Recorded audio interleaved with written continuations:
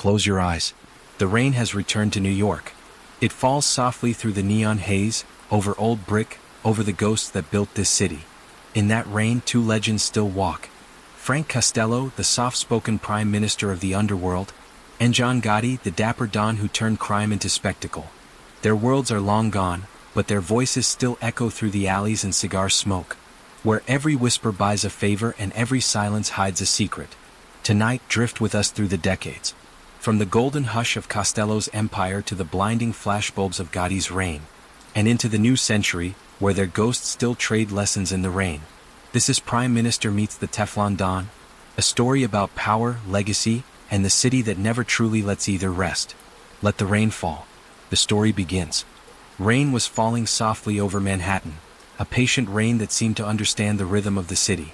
It whispered down glass towers and soaked into the cracks of the sidewalks, washing the dust of another deal, another secret, another name spoken too quietly to be remembered. Inside the Waldorf Astoria, the night glowed amber beneath chandeliers that looked like captured suns. Smoke curled in slow spirals above the mahogany tables. The air was thick with the scent of cigars and bourbon and the faint hum of a jazz trio playing something that sounded like memory. Frank Costello sat near the center of the lounge, his chair turned slightly toward the window where he could watch the rain without ever really seeing it. He didn't need to. He already knew what the city looked like when it was wet and quiet. He had spent his life shaping that quiet. His suit was perfectly cut, gray wool, the kind of fabric that whispered when he moved. His hair, slicked back and silvering at the temples, gleamed under the chandelier. He looked like what every powerful man pretends to be: calm, complete, impossible to touch. Across from him, Senator Keene laughed a little too loudly at something Frank had just said. The sound didn't fit the room. It was nervous laughter, sharp around the edges. Frank smiled the way a man smiles when he's already won. He lifted his glass, the ice chiming softly, and said, "You worry too much, Senator. You've got friends in the right places." The senator swallowed, shifted, nodded. "Friends, yes," he said. "And I suppose I'm lucky you're one of them." Frank's smile didn't move. "I don't believe in luck," he replied. "Just good timing." They sat in silence for a while, the kind that grows heavy between men who both understand what is being promised without ever saying it. Outside, lightning flickered far beyond the windows, too distant to matter. Finally, the senator stood, shook Frank's hand, and muttered something polite about gratitude. When he was gone, Frank watched his reflection in the polished glass of the whiskey bottle. He looked like a man who had learned long ago that words were just currency, and silence was gold. He didn't see himself as a criminal. He hated that word. He was a businessman, a broker of influence, a translator between the worlds of power and desire. Reporters called him the Prime Minister of the Underworld, and in a way they were right. He governed not through violence but through memory. Every man who sat across from him owed him something. A favor. A phone call. A future. And all those debts moved invisibly through the city like electric current through wire. When he left the Waldorf that night, the rain was falling harder. His driver opened the door of the Cadillac, and Frank slid in without a word. The city outside looked like it had been painted in wet gold. Neon signs bled into the puddles. The tires hissed softly as they rolled up Park Avenue. He watched the reflections blur against the window and thought about how strange it was that he, the son of poor Calabrian immigrants, had become the man the city itself seemed to obey. He had built everything out of patience. Where others used guns, he had used conversation. Where others ruled by fear, he ruled by understanding what people wanted before they did. He thought of the boys who used to run errands for him, eyes wide, all ambition and no caution.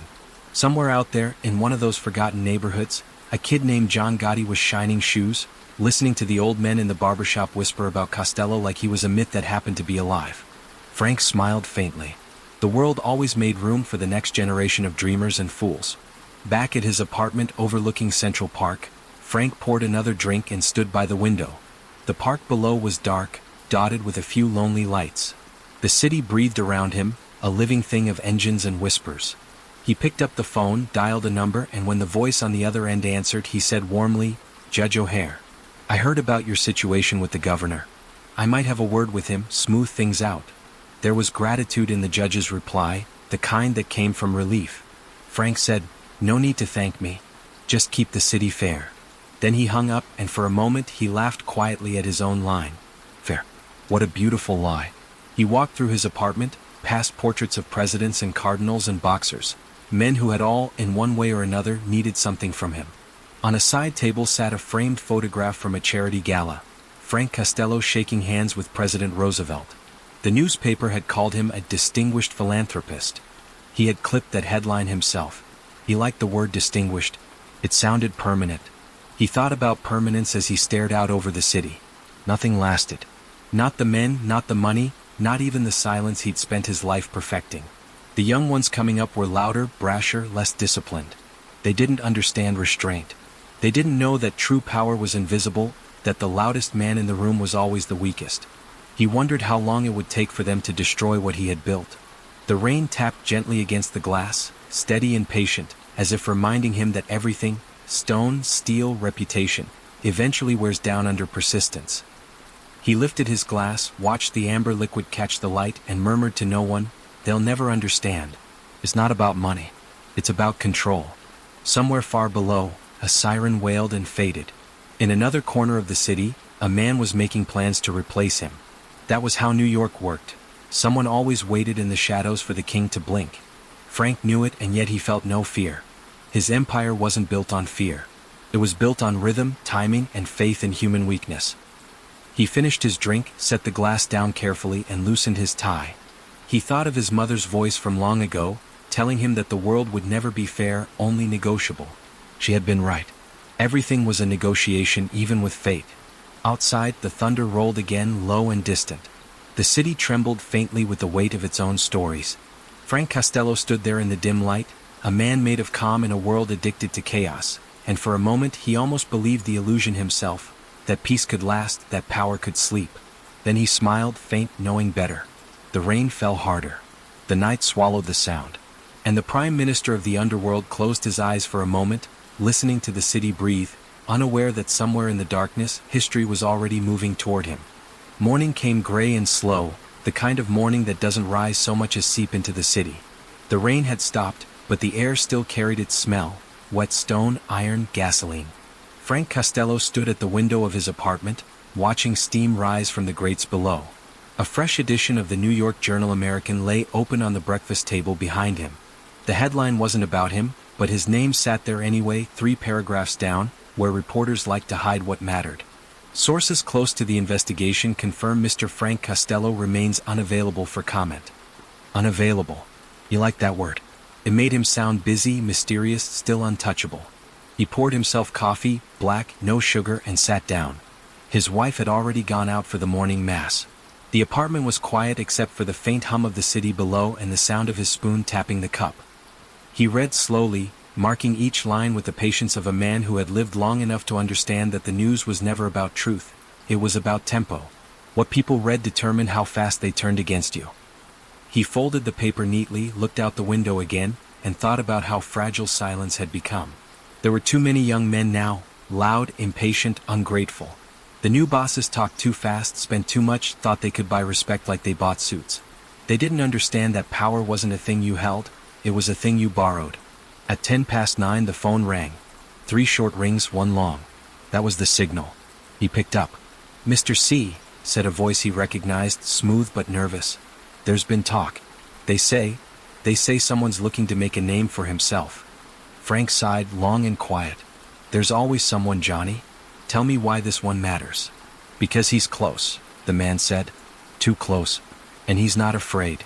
Frank stared at the cigarette burning in the ashtray. He hadn't even noticed lighting it. He said nothing for a long while. Then he said, "When you stop being afraid of a man like me, that's when you should be." He hung up. He wasn't angry.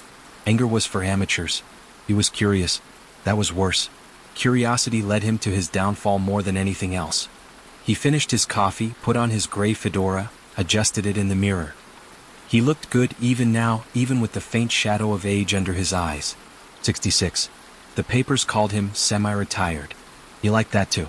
By evening, the city had gone warm and heavy, the air thick enough to press against your lungs. He had a meeting downtown. Nothing urgent, just an old friend who still believed in old rules. He left his building around 7:30. The doorman greeted him, opened the door, and the smell of the street hit him like memory. Wet asphalt, exhaust, a trace of perfume from a passing stranger. The car waited, same driver, same route. Everything ordinary. They reached the lobby of his friend's building at 8:10. The marble floor gleamed like water. The elevator operator tipped his cap. Frank nodded and stepped inside. For a moment he hesitated, just long enough to adjust his cufflink, just long enough to hear footsteps behind him. Then a flash. A sound like a door slamming in another room. His body turned halfway by reflex and the world tilted. The bullet grazed his head just above the right ear. He didn't feel pain, not at first. Only heat. Only the strange calm that comes when a man realizes the noise he heard was meant for him. He fell, but not far. His knees found the floor and his hand found the wall. The marble was cool against his skin. Somewhere a woman screamed. Somewhere else someone shouted his name. He could hear his own breathing, ragged, wet, but still steady. The shooter's footsteps vanished into the stairwell. The elevator operator froze, pale as milk. Frank Costello straightened slowly, blood running down his cheek. He looked at the streak of red on his palm and said very softly, "That was sloppy." He refused the ambulance. When the police arrived, he was sitting upright, hat still in hand. The detective crouched beside him, voice trembling with the mix of fear and awe. "Mr. Costello, who did this?" Frank blinked once, twice. Then he smiled faintly as if the answer amused him. "I didn't see," he said. "I didn't see anything." The truth was, he had. He'd seen the shooter's eyes, young, bright, certain. But he also saw something else, the end of an age. This wasn't about revenge. It was about inheritance. Every empire, no matter how quietly built, demands a sacrifice before it dies. That night in the hospital, while reporters crowded the street, Frank asked for a cigarette. The nurse refused. He laughed anyway, said he didn't need it. He only wanted the smell. The doctor told him the bullet had missed his skull by an inch. "You're lucky," the doctor said. "Maybe," Frank murmured. "Or maybe the city's not done with me yet." He went home 2 days later. The newspapers printed his photo on the front page.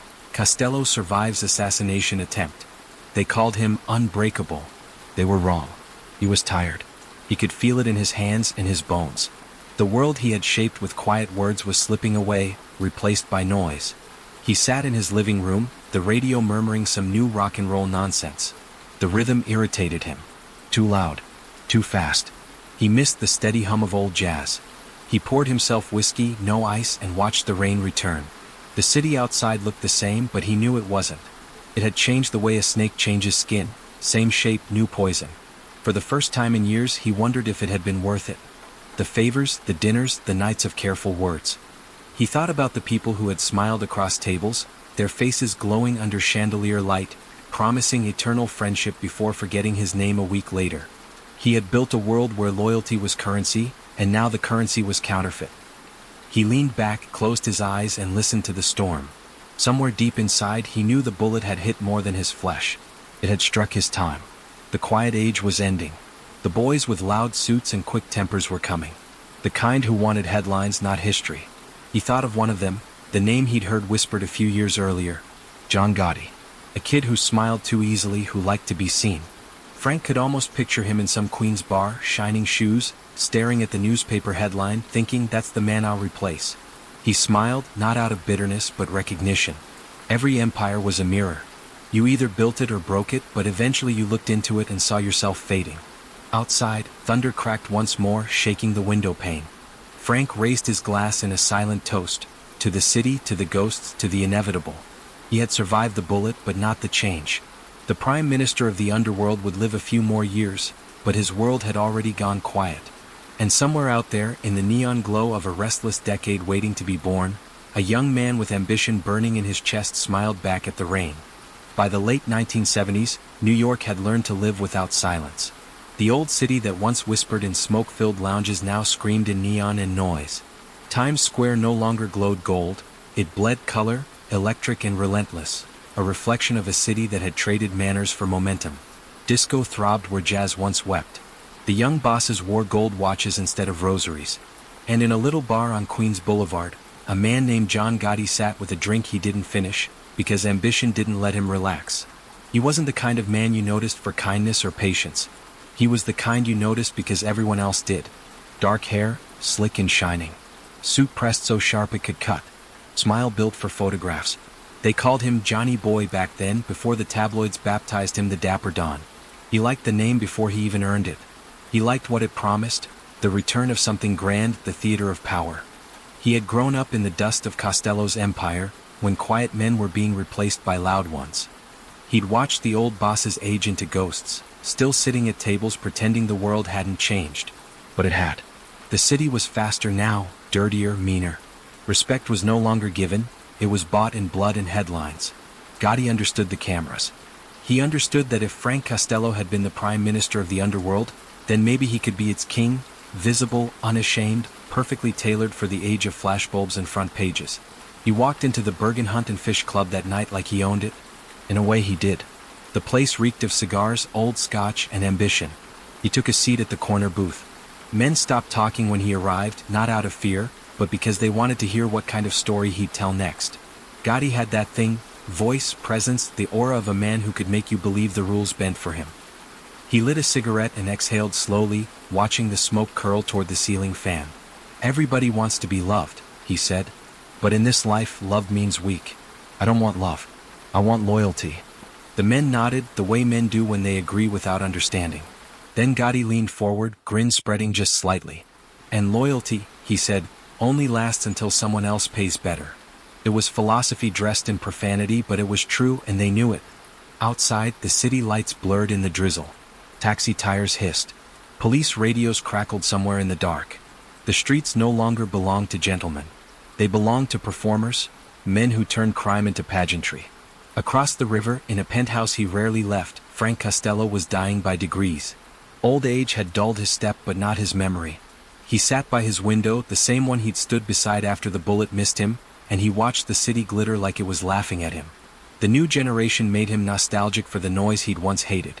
He didn't recognize the faces anymore, but he knew the pattern, the cycle of rise and ruin. He'd seen it enough times to know how it ended. One night, he asked his housekeeper to bring him the newspaper.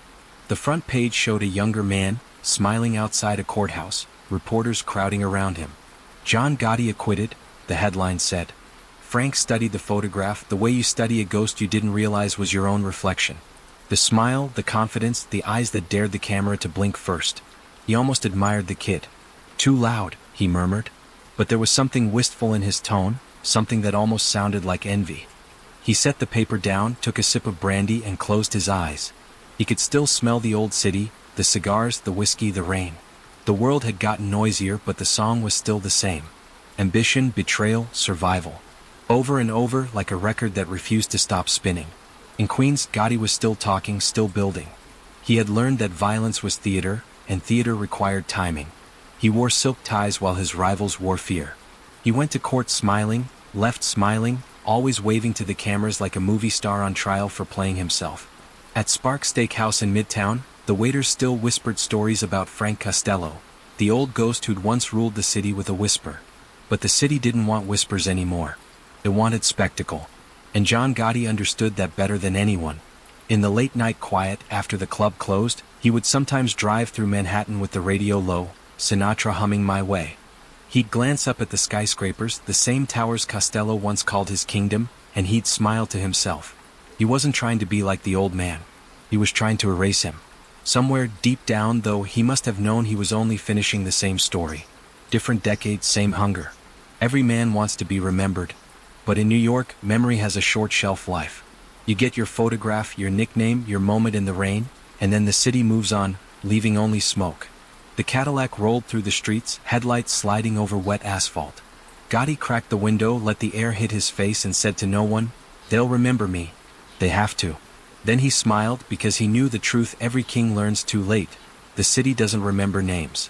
It only remembers noise. And somewhere, miles away, in a quiet apartment overlooking Central Park, the last whisper of Frank Costello's life slipped into the same darkness John Gotti was racing toward.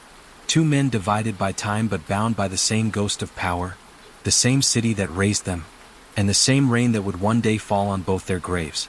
Snow was falling over Manhattan again. Not the soft, graceful kind that drifts like lace, but the heavy, wet kind that melts on the pavement as soon as it lands. It covered the sidewalks outside Spark Steakhouse in a thin, glittering film that reflected the neon of parked taxis and the restless pulse of midtown traffic. It was December 16, 1985, the night the city would remember as the one when silence finally died. Inside the restaurant, men in suits were laughing too loudly. The smell of butter, garlic, and steak hung thick in the air. Christmas lights blinked lazily along the windows. Waiters moved fast, dodging chairs and toasts, and the hum of money being spent by men who believed themselves untouchable. Outside, on East 46th Street, a black Lincoln idled near the curb. The engine purred quietly, steady as a heartbeat. Across the street, another car waited with its headlights off. Inside sat 4 men in trench coats, hands hidden, eyes fixed on the restaurant door. John Gotti sat in the third car back, calm, composed, a cigarette glowing between his fingers. He was 45, and already the newspapers couldn't stop printing his name. The Dapper Don. The Teflon Don. The titles made him smile. They sounded like movie roles, and he played his part perfectly. In the back seat beside him, his underboss Angelo Ruggiero watched the door through a haze of smoke. "You sure about this, Johnny?" he muttered. Gotti flicked ash out the cracked window. His tone was calm, almost amused. "Sure," he repeated. "I'm certain." "There's a difference." Ruggiero nodded. He knew better than to argue when Gotti used that tone. Across the street, Paul Castellano's car turned the corner and slowed to a stop in front of Sparks. The boss stepped out, his coat collar turned up against the wind, his driver following behind. The hit team moved as one, clean, synchronized, mechanical. A flash, a burst of thunder that didn't belong to the storm. Then another. Then quiet again. Castellano fell before he even saw who had come for him. His driver collapsed beside him, hands twitching once, then still. The gunman melted into the snow. The restaurant went still. The city held its breath. From his car, John Gotti watched the commotion unfold like a scene from a film he'd already seen a dozen times in his head. People ran, screamed, pointed. He didn't move, didn't blink, only whispered to his driver, "Go." The Lincoln rolled away, tires whispering over the slush. Gotti looked out the window as they turned down Park Avenue. The world outside looked cleaner somehow, sharper. It wasn't just a hit. It was a coronation. Paul Castellano was gone. And John Gotti, loud, flawless, photogenic, was now king of New York. The news broke within the hour. By midnight the story was everywhere. Headlines screamed Mafia boss slain outside Manhattan steakhouse. Reporters swarmed the crime scene, their breath clouding in the cold. The flashes of cameras lit the snow like lightning. And while detectives scraped bullets from the pavement, Gotti sat in a dark Queens bar surrounded by men who toasted his name in low voices. He wore a smile that didn't reach his eyes. The jukebox hummed Sinatra. He poured a drink but didn't raise it. "I don't want cheers," he said quietly.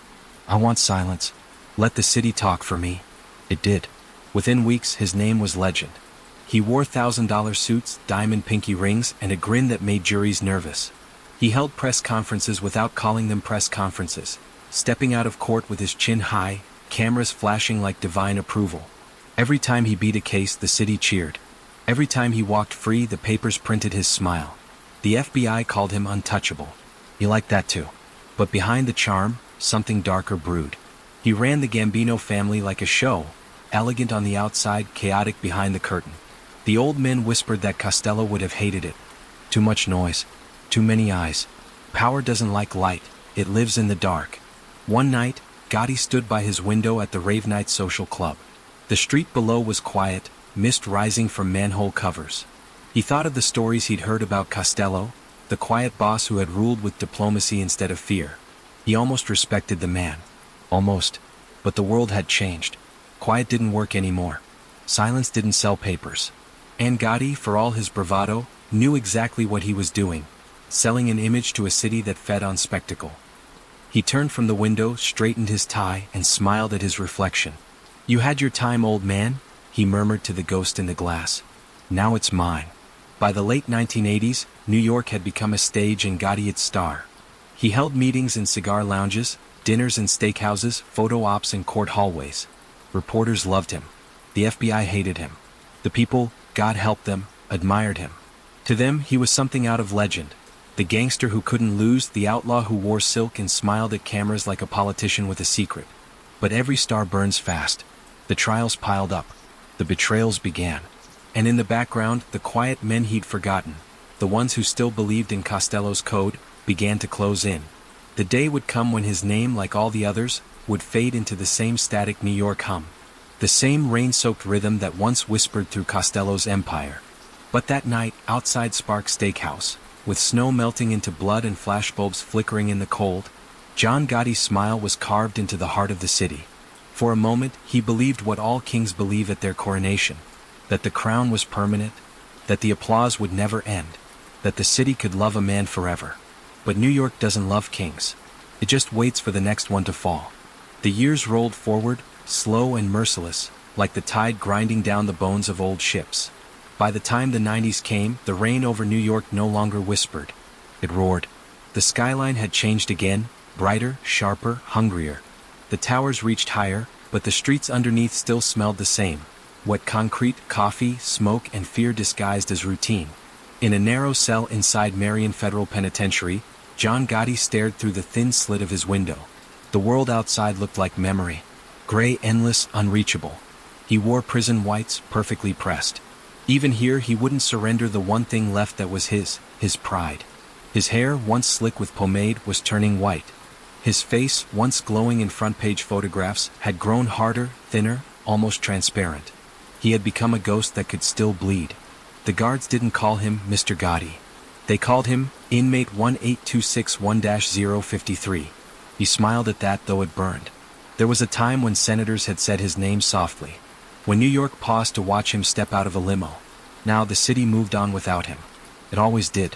Sometimes, late at night, when the corridors fell silent, he'd hear the sound of distant rain tapping the barred window. It reminded him of that December night outside Sparks Steakhouse. His moment of ascension, frozen forever in flashbulbs and snow.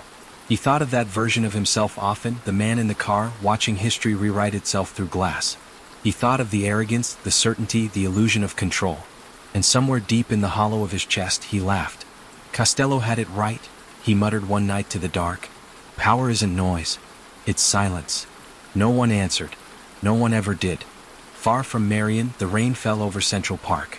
In a quiet apartment, long since emptied of its owner, the dust hung thick on the furniture. The curtains were drawn, but the sound of the storm still found its way in. The place smelled faintly of old whiskey and books, ghosts of evenings that had once glittered with conversation and cigar smoke. Frank Costello had died years before, peacefully in his sleep, as if the city had finally let him go. But sometimes, on nights like this, you could almost imagine him sitting by the window again, glass in hand, whispering advice to a world that no longer listened. He'd tell you that empires don't collapse, they fade. That the men who build them are never truly gone. They just become part of the city's hum, the rhythm under the rain. And maybe he'd smile, knowing the kid who came after him learned the same lesson too late. In prison, Gotti sat at a steel table with a worn deck of cards. The guards thought he played to pass the time. He didn't. He played to remember. He dealt the cards slow, deliberate, as if they were the faces of his past. Here was Ruggiero. Here was Sammy. Here was Paul. Here was Frank. All gone. All part of the story that led him here. He looked at the hand he'd dealt himself. 2 kings, 1 queen, a jack, and a joker. He chuckled softly. That's about right, he said to no one. Years earlier, a reporter had asked him what made him different from the old bosses. He'd said, I'm not hiding in the shadows. I live in the light. Now the light came through the bars, thin and colorless. It hurt his eyes. He thought of his old neighborhoods, Howard Beach, Little Italy, Brooklyn in summer. He thought of his kids, his wife, the suits, the cameras, the cheers. He thought of the silence after. There was a rhythm to it all. Rise, rule, ruin. And beneath that rhythm, the same old city, watching, waiting, indifferent. One night, as the rain beat harder against the glass, he dreamed. He dreamed he was back in Manhattan, walking down a corridor that seemed to stretch forever. The marble under his shoes gleamed. He heard voices ahead, calm, steady, cultured. When he turned the corner, he saw a familiar face seated at a table under a single hanging light.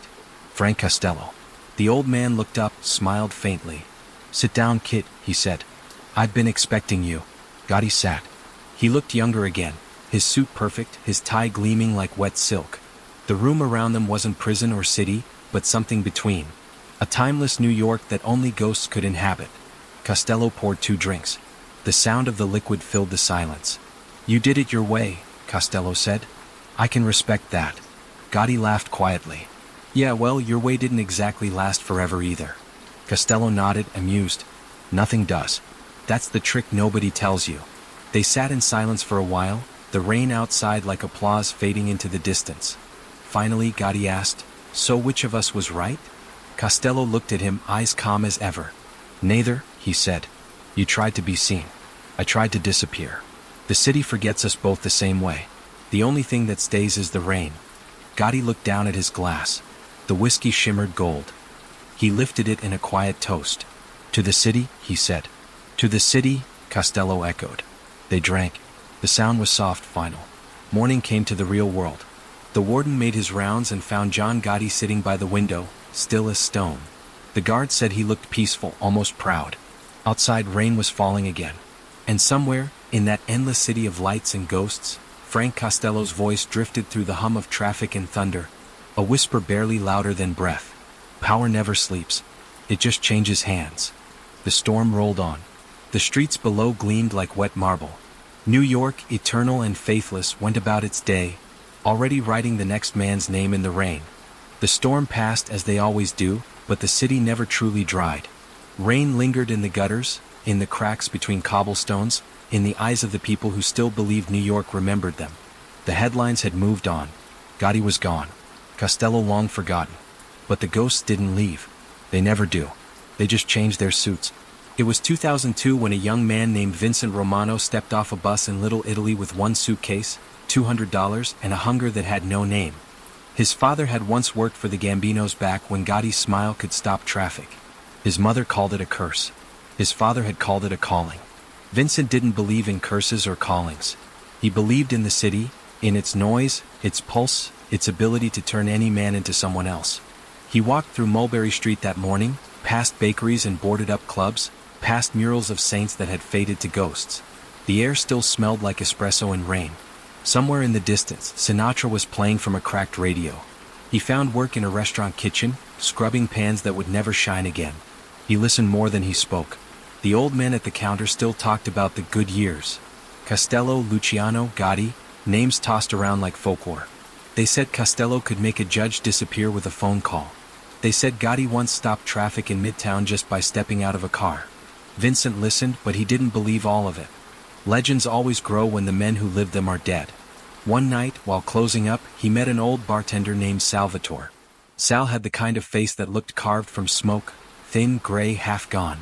He'd poured drinks for everyone once, from dockworkers to dons. Now he poured them for ghosts. You Costello's kind or Gotti's kind? Sal asked, drying a glass. Vincent laughed. Neither. I'm my own kind. Sal nodded slowly, as if that was the wrong answer but also the only one worth giving. He told Vincent something then, something that would stay with him. Kid, the city doesn't care what kind you are. It'll use you, where you, and when you're done, it'll put your story in a bar just like this and let another kid listen to it. He set the glass down. That's the only rule. Nobody wins. Not the quiet ones. Not the loud ones. Just the rain. Weeks turned into months. Vincent started running small errands for a man named Carlo, who ran a car lot uptown but handled favors on the side. A few introductions here. A few envelopes there. He told himself it was just business, the way every man tells himself before the story changes his name. Carlo liked him, said he had the eyes of someone who could wait for opportunity instead of chasing it. That's what Costello had. Patience. But one night, in a neon-lit bar on Queens Boulevard, a fight broke out over a card game. One man shouted, another reached for something under the table. Vincent didn't think, he moved. The shot went off before he knew who fired. The sound was deafening, like a door slamming on his life. When the noise stopped, the world went quiet. Too quiet. Carlo's men handled it, cleaned it up, told him not to think about it again. But he did. Every night. That was the first time Vincent understood what Sal meant. The city doesn't forget. It just waits until you can't. By 2005, Vincent had become a name whispered in a few corners. Not big, not famous, just useful. The kind of man you call when you don't want to be seen calling anyone at all. He dressed better, spoke less, and learned how to turn every question into a mirror. One evening, he stood outside the Waldorf Astoria. The building was older now, but still gold at the edges. He looked up at the windows, imagined the old nights, the laughter, the smoke, the glass of whiskey in a calm man's hand. Costello had walked through those same halls once. Now, Vincent stood in the same rain, wondering if ghosts could teach lessons. He went inside, ordered a drink at the bar. The place was nearly empty. An old man sat 2 stools down, silver hair slicked back, suit worn but elegant. He turned, smiled faintly. You look like you've seen a ghost, the old man said. Vincent smiled back. Maybe I have. The man raised his glass. Then tell him I said hello. Later that night, Vincent walked home through Central Park. The city glowed behind him, endless as always. He thought of Costello's quiet, of Gotti's noise, of Sal's warning. He thought of how every story ends the same way, a man in a city and the rain between them. When he reached the bridge, he stopped. The lights shimmered on the surface of the water, broken and whole at once. He didn't know which kind of man he would become yet, the one who whispers or the one who shouts. But he knew this, both kinds end up talking to ghosts. The rain began again, slow and steady. Somewhere above the city, maybe in the memory of a dream, Frank Costello's calm voice floated down. Don't chase power, kid. Just learn how to stand still.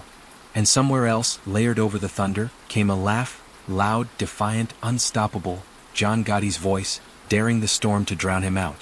Vincent closed his eyes, listened to both, and let the rain choose which one to carry away. The city breathed. The lights flickered. And another story began. The same song in a new key, the endless rhythm of New York, where the ghosts of the old king still walked, hand in hand with the men who would replace them. The morning after that storm, the city woke up pretending nothing had changed. Cabs splashed through puddles, steam rose from the grates, and people hurried under umbrellas, faces set to the same tired rhythm. But somewhere beneath that rhythm, below the steel and glass and noise, something was shifting again. Every generation of New York learns the same lesson. Power doesn't die, it just changes names. Vincent Romano was learning that faster than most. He had started as a dishwasher, a courier, a shadow in a long coat. Now he was sitting across from politicians in backrooms of cigar clubs that still smelled like the 1950s. He spoke softly, smiled rarely, and let other men fill the silence. That was how he found out what they really wanted. It was a trick he'd learned from stories about Frank Costello. Never rush, never explain, never threaten. Let them tell you what they fear, then make it sound like you can protect them from it. One night, he was invited to a fundraiser uptown. The invitation was written in gold ink, but it wasn't about charity. It was about permission. Vincent knew that from the moment he stepped through the door. Men in suits stood in clusters, laughing with the careful rhythm of people who all owed someone something. At the far end of the room, under a chandelier dripping with crystal, a state senator was giving a speech about community revitalization. Vincent barely listened. He was watching the crowd. The women sparkled. The men sweated. Everyone was pretending. He could feel it in the air, the same tension that had filled the lounges of Costello's world, the same hunger that had burned through Gotti's. It wasn't gone. It had just put on better clothes. A man approached him, heavy-set, with soft hands and a face that had seen too much comfort. "Vincent Romano," he said. "I hear you're the one people call when they need things done," discreetly. Vincent smiled. "People say a lot of things." The man leaned closer. "Some of them say you remind them of Costello." Vincent raised his glass, tilted his head. He lasted longer than most. They both laughed, but only one of them meant it.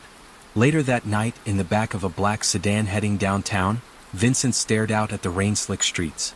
The city looked like a mirror again, distorted, infinite, whispering. He thought about the word discreet. It used to mean silent. Now it meant invisible. And invisibility was its own kind of crown. Months passed. His reputation grew quietly, like ivy up the side of an old building. He never asked for money directly, people just offered it the way people used to offer Costello respect. He didn't make threats. He made promises that sounded like relief. He didn't run the streets, he ran the rooms. But the more his influence spread, the more he noticed the same faces appearing again and again. Journalists, police detectives, bankers, developers. Different names, same hunger. He realized the city wasn't rebuilding itself. It was replaying itself. The rain just washed the paint and started again. One night, in a dim jazz bar on Bleecker Street, he found Salvatore again, the old bartender who had warned him years before. Sal looked older now, like a photograph that had been left out in the sun. He poured Vincent a drink without asking what he wanted. "I hear you're making noise," Sal said. Vincent laughed softly. "Noise is good business." Sal shook his head. That's what Gotti thought. And he ended up behind bars, talking to ghosts. Vincent swirled his drink, stared into the amber swirl. "I'm not Gotti," he said. Sal nodded. "And you're not Costello either. That's the problem. The city doesn't need another copy. It needs someone who knows when to walk away." He set the glass down, the sound echoing like a gavel. "Because, kid, one day the rain will stop. And when it does, everyone who built their empire in the dark will be standing there, naked in the light." Vincent said nothing. He finished his drink, left cash on the counter, and stepped back into the night. The rain had started again. It always did. He walked through Chinatown, through alleys lined with red lanterns and puddles that reflected the sky like shattered glass. The city glowed around him, timeless, endless, alive. He thought of Costello's calm, Gotti's swagger, Sal's warning. All ghosts, whispering from different corners of the same street. He reached the bridge again, the same one he had stood on years before. The water below was black, restless. He took a breath and spoke softly as if the city could hear him. "I get it now," he said. "It's not about who runs the city. It's about who survives it." The rain fell harder. Somewhere far away, thunder rolled over Manhattan like applause. And for a fleeting moment, he thought he saw two figures standing beside him in the reflection on the river. One in a gray suit, calm eyes behind cigarette smoke. The other in a silk tie, grin sharp as a blade. Costello and Gotti, the Prime Minister and the Teflon Don, watching him the way old gods watch their inheritors. Vincent smiled faintly and whispered, "Don't worry, old men. I'm not here to replace you. I'm here to learn why you fell." A gust of wind tore through the bridge, carrying the rain sideways. The reflection shattered, but the feeling stayed. Far above, in one of the towers of Midtown, a newspaper editor was typing a new headline for tomorrow's edition. Something about corruption, development, and a man named Vincent Romano. The details didn't matter. The pattern did. Because in New York, there's always another story waiting to be told. Another man walking through the rain. Believing he's different. Believing the city will remember his name. But it never does. It only remembers the sound of the rain. And the whispers of the men who once believed they could command it. The story always begins the same way, with rain. It was falling again that night, thin, silvery lines cutting through the glow of the city. From a high-rise apartment overlooking the East River, Vincent Romano stood by the window, tie loosened, cigarette burning down between his fingers. The lights below pulsed like veins under glass. Cars moved like thoughts he couldn't quite follow. He'd been on the front page that morning. Businessman linked to real estate corruption probe. It wasn't a surprise. The city had been circling him for months. But what made him uneasy wasn't fear, it was recognition. He'd seen this ending before. The photo the paper chose was almost kind. He looked confident, maybe even heroic, hand in his pocket, chin slightly raised. Just like Gotti. He hated that thought. His phone buzzed on the counter. It was Carlo, older now, heavier, breathing hard through the line. "Vinny," he said. "They're looking at you. The papers, the DA, the feds, everybody." Vincent exhaled smoke toward the ceiling. "They always look. The trick is not blinking." "Don't get smart," Carlo said. "You're not invisible anymore." That stung more than it should have. Not invisible. That was the danger. That was the curse of the men before him. Costello's calm had turned to arrogance. Gotti's light had become a spotlight. And now the light was warming his own face. He hung up, poured himself a drink, and stood in the half-dark. The city outside was moving, always moving. It didn't care who fell or who rose. It only cared that someone was always dancing in the rain. He thought about the stories that had shaped him, the way Costello had built power out of silence, the way Gotti had built fame out of defiance. He tried to walk somewhere between them, to find a middle road through a city that only respected extremes. But now, as thunder rolled over the skyline, he knew there was no middle. Only noise and absence. The knock came at midnight. Two men in suits, polite smiles, government badges. They asked questions he didn't bother pretending not to understand. They used words like cooperation and reputation, like they were offering him a gift instead of digging his grave. Vincent listened, nodded, and said what Costello might have said. "I'm a businessman. I help people. The city's complicated." They smiled, thanked him for his time, and left him alone. He watched them walk to their car below, headlights cutting through the drizzle. He knew what came next. Days blurred into weeks. He met with lawyers. He gave statements. He shook hands with men who smiled too much. And every night he stood at the window the same way he imagined Costello had, watching the city breathe like a living thing that had outgrown him. Sometimes he caught his reflection in the glass. The gray in his hair, the lines near his mouth, the hollow where youth had once lived. He looked like every man who thought he could hold this city long enough to shape it. He thought of Frank Costello's whisper, and Gotti's laugh, and Salvatore's warning. When the rain stops, the city counts its ghosts. It happened quietly, the way endings often do. One morning, the papers ran a new headline. Romano resigns amid investigation. No mugshot. No spectacle. Just another name in the long list of men who had tried to make deals with the rain. That evening he walked the streets alone. The sky was clear for once, and the air smelled of the river and summer concrete. He passed by the Waldorf where Costello had once held court, by the restaurants where Gotti had smiled for the cameras, by the alleys where ambition still whispered through trash can fires and taxi exhaust. He stopped on a corner where a boy about 12 was shining shoes. The kid looked up and grinned. "Nice shoes, mister. You want him to shine?" Vincent smiled. "They're already shining, kid." The boy shrugged. "Yeah, but everything gets dull sooner or later." Vincent laughed softly. "You got that right." He gave the kid a 20 and walked away, the sound of the brush fading behind him. For a second he imagined that boy decades later, standing in the same rain, hearing the same stories, thinking he could do it differently. The city always made room for one more believer. Later that night, Vincent found himself by the East River again. The water shimmered under the bridges like liquid steel. He threw his cigarette into the current and watched the ember drift away until it vanished. He thought about Costello's glass of whiskey by the window. He thought about Gotti's smile under the cameras.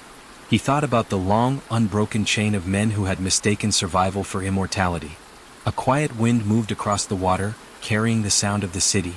Sirens, laughter, the low hum of everything still alive. Vincent spoke softly, not to anyone, not even to himself. Maybe the rain was never the problem. Maybe it was the silence after. Somewhere far above, thunder murmured over the river. In that sound, if you listened closely, you could almost hear the voices. Costello's calm murmur, Gotti's bright laugh. Not warning him, not judging him. Just keeping him company in the oldest conversation the city ever held. Because New York, for all its noise and motion, has only ever been about this.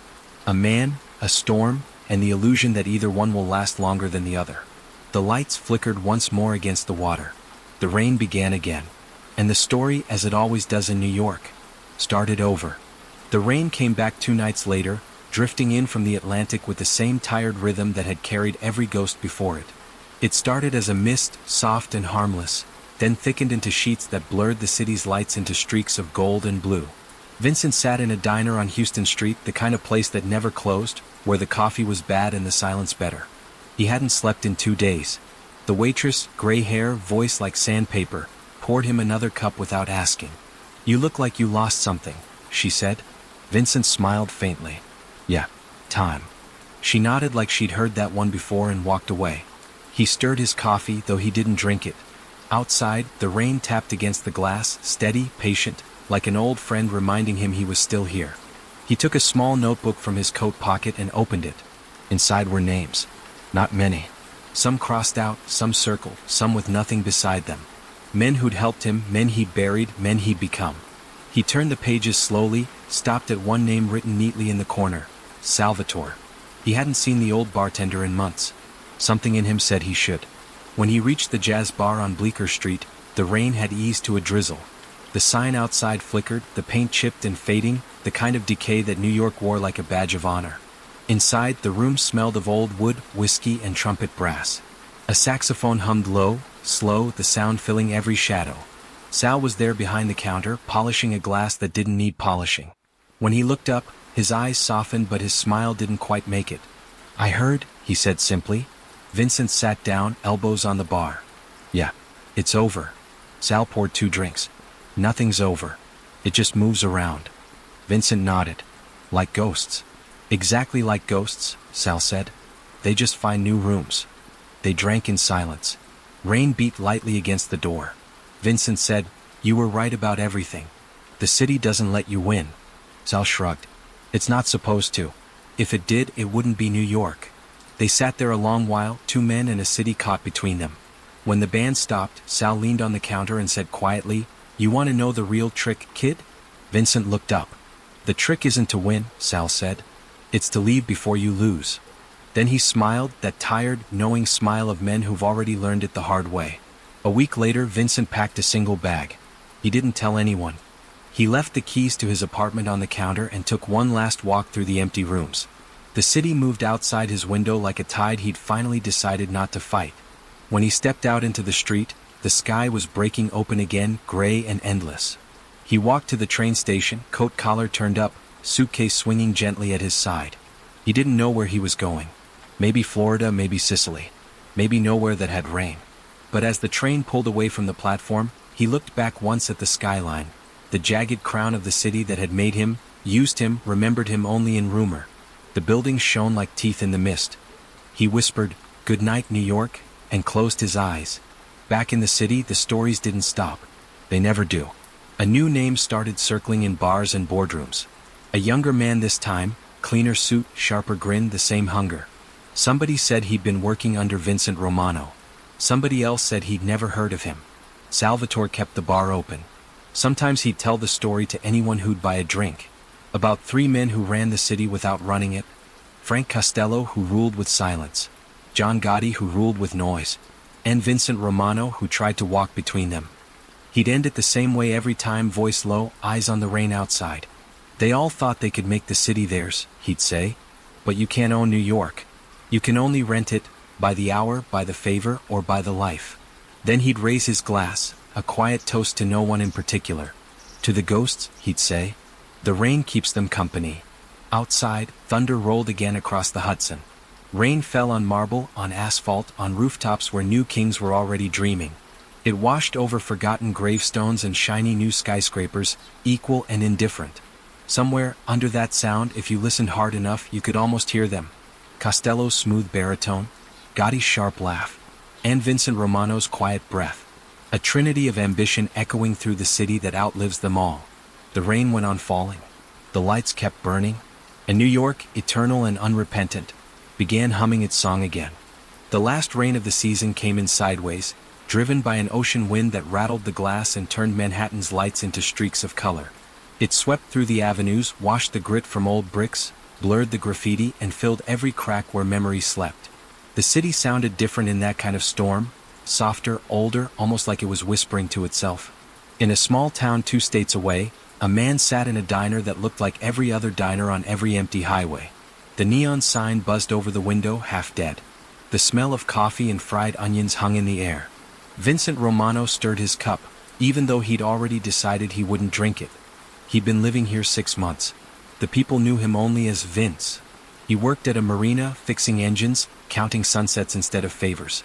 Sometimes he'd walk out to the docks after midnight and listen to the waves hitting the pylons, trying to remember when the sound of water hadn't meant rain. He'd stopped wearing suits. He didn't miss them. What he missed, sometimes, was the rhythm of the city, the pulse of it, the way it breathed around him, the illusion that he was part of something permanent. But permanence, he'd learned, was the most expensive lie of all. A newspaper sat folded on the counter beside him. He didn't buy it. The waitress left it there every morning. On page 5 was an article about a new scandal in New York. Another young politician, another investigation, another name ready to rise and fall. He smiled faintly. The pattern hadn't changed. It never would. The waitress came by and topped off his coffee. "You from the city?" she asked. "Used to be," Vincent said. "You miss it?" He thought about that for a long time, watching the reflection of the rain on the window. "I miss the noise," he said finally. "Not what it did to me, but what it sounded like." She nodded, not understanding, and walked away. He looked outside again. The highway was empty, the world washed clean. In the glass, he saw his reflection, older now, lines deeper, eyes quieter. For a moment, he saw another face behind his own, Costello's calm stare, Gotti's half-smile. Then it was gone, just the rain moving down the window like time refusing to stop. That night, he sat by the water. The storm had blown out to sea, leaving the air sharp and salt-sweet. Waves licked the wooden dock, whispering against the pilings. Above him, the sky was heavy with low clouds. Somewhere far off, lightning flashed, silent and distant, over the direction he'd come from. He spoke quietly, as if someone were sitting beside him. "I figured it out," he said. "You can't win the city. You can't even leave it. You just stop fighting it. And then it forgets you, and that's the only freedom it ever gives." The wind picked up, tugging at his jacket. He closed his eyes. He could almost hear them again, the 2 ghosts that had shadowed him his whole life. Costello's patient voice, Gotti's bright laughter, echoing somewhere between the waves and the wind. "You did better than most," Costello said. "You didn't make it loud," Gotti added. "You made it last." Vincent smiled. For a while. The voices faded into the surf, replaced by the rhythm of the water against the pier. The sky broke open for a moment, and the first thin streak of dawn lit the horizon, pale and gold. It glowed on the wet wood, on the edge of the waves, on the face of a man who had walked through 3 generations of New York's shadow and finally found quiet. He stood, stretched, and looked east. Somewhere beyond that line of light, the city was already waking, its towers catching the sun, its people hurrying, its next story already being written. He turned away from it and walked back down the dock, the boards creaking beneath his feet. Behind him, the sea swallowed the last echo of the rain. In Manhattan, the morning news played over radios and screens. A new name filled the headlines, another promise of reform, another empire just beginning. The city didn't pause. It never did. And if someone had been listening closely, through the hum of traffic, the sigh of steam pipes, the hiss of tires on wet streets, they might have heard it. A low voice, the ghost of an old toast. To the city, it said. To the ghosts, and to the rain that remembers them. The sound drifted away, swallowed by the endless noise of New York, where every story ends the same. Not with a gunshot, not with glory, but with rain falling softly, on a city that never forgets, and never remembers, for long.